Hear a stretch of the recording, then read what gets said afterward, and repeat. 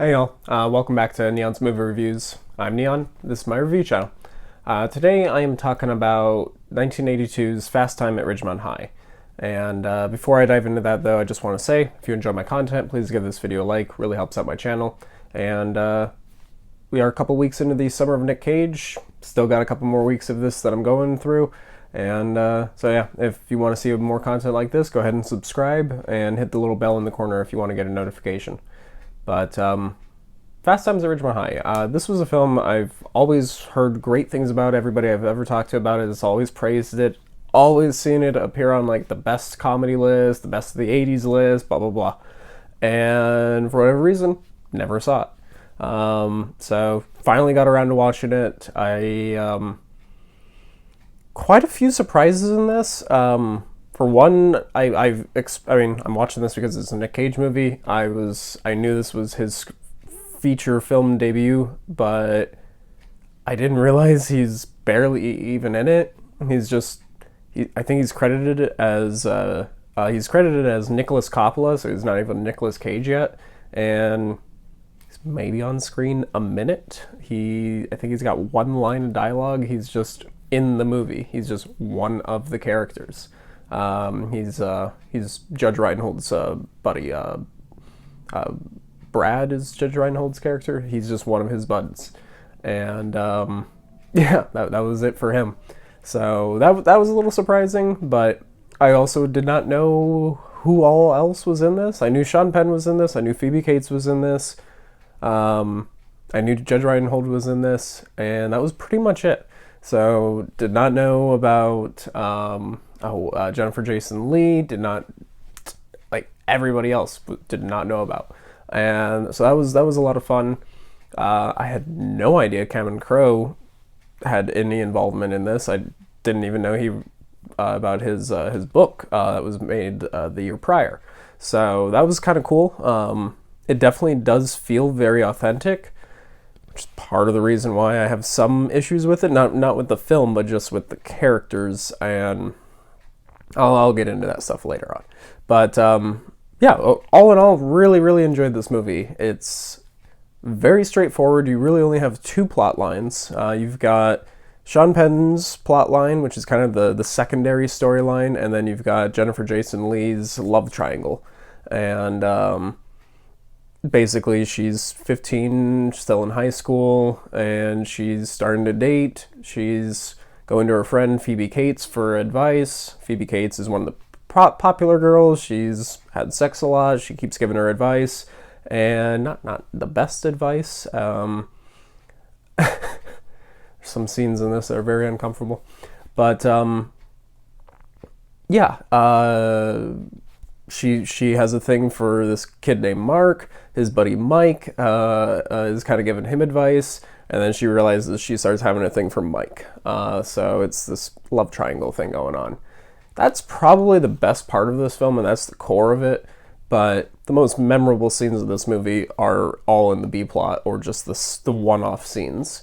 And the B plot is Sean Penn playing Dave Spicoli. He's this surfer stoner dude who's basically just annoying the shit out of his new teacher, and and it's just them getting into it just about every time you see them.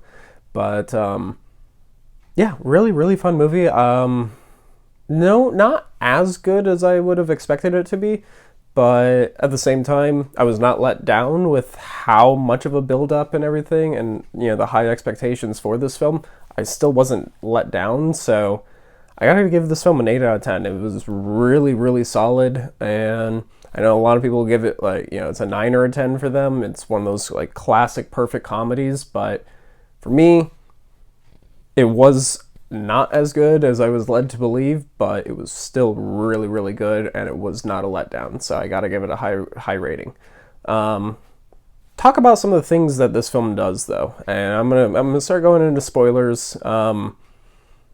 So I got my rating out of the way. If you've seen this film, or if you care about the if you don't care about the spoilers, continue on. If you want to see this film without knowing really anything but the basic plot, this is your time to get off. But so there's a couple things that happen in this film that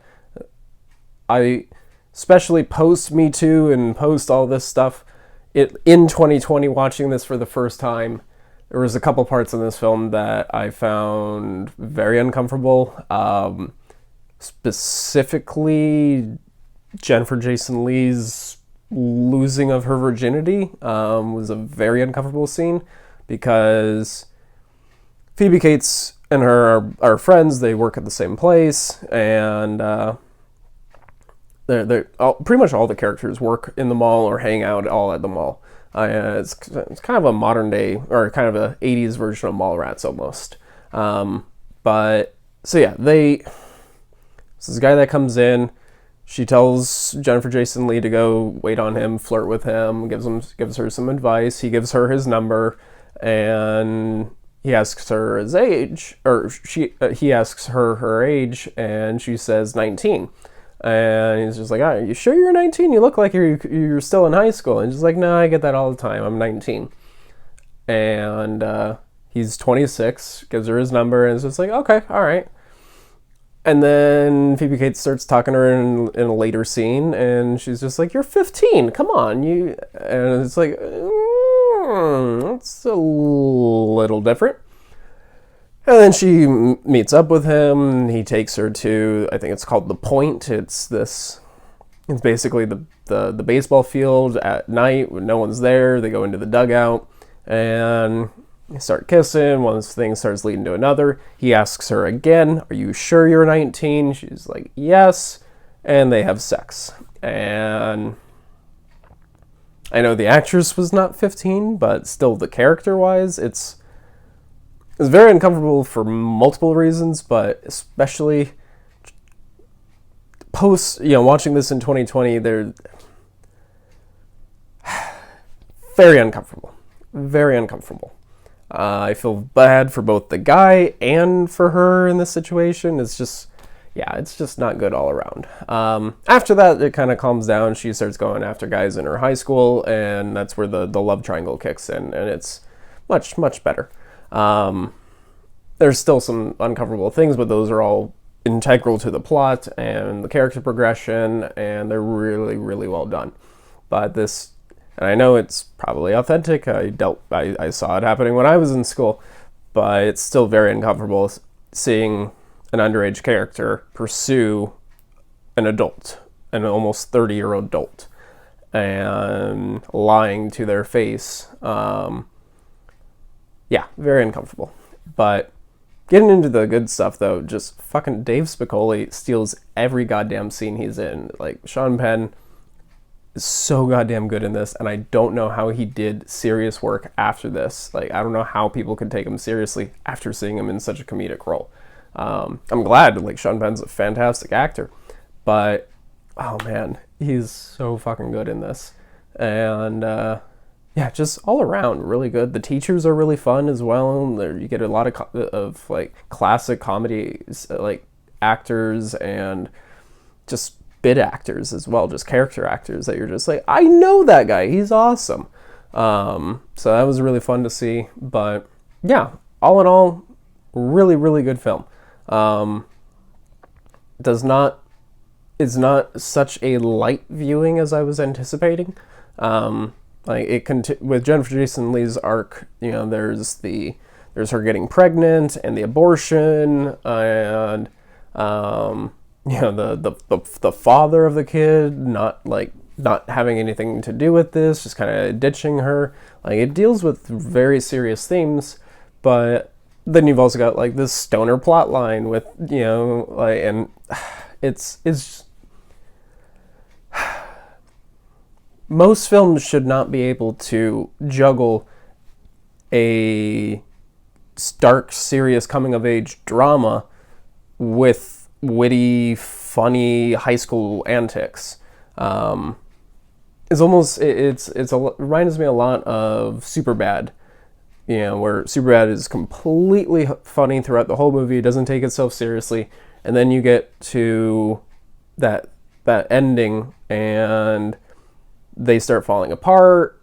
Then they have their argument and everything, and then the film kind of plays out from there. And your last 15-20 minutes of that film are very serious, and it's kind of bittersweet ending, because you know these characters, they're going on to college, they're going to different colleges. Yeah, they're really close friends, but this is probably the end of their reign together. And it would be like if that was 50% of the movie, was you had that stuff going on in the midst, and then it would go back to, like, you know, McLovin with the cops. Like, that's kind of how this film felt, and that should not work, but somehow they fucking found a way to. And I think that's all to the credit of the director, Amy Heckerling, which I believe this was her first film. I think she followed it up with Johnny Dangerously, which I know a lot of people did not like. I happen to love that film. And then she was still doing a lot of work, but nothing ever to the level of those first two, in my opinion. I think she did the Look Who's Talking films, and there's a bunch of other ones I recognize, but stuff that is all just like, oh, that movie. The only two that stood out to me were Fast Times and Johnny Dangerously, which were back to back. But and then Cameron Crowe as well. Like, if you don't know who fucking Cameron Crowe is, he did Vanilla Sky, Jerry Maguire, Almost Famous, bunch more. Just those are the three that immediately come to mind. But really, really talented filmmaker. And did not know that he got his beginning with writing books and just screenplays. So this was very fun to see, and I can kind of see some of his early things popping up in this. So all in all, highly recommend seeing this movie. If you've not seen this movie before, definitely check this out. This is a must see. I understand why it's on so many people's lists. It's not that, and it's not the story, and it's not the funny bits that make it a must see. It's the authenticity, and then it's just unabashedly this time period. It's just a window back into this time, and it's very nice to have a film like that. And then, it's just a great time all in all as well. But yeah, that's going to wrap this up. I've got a review coming out for Trust tomorrow, or The Trust tomorrow. That's going to be a lot of fun to talk about. And got a bunch more next week. But that's going to wrap this up. Thank you all for watching, and stay safe.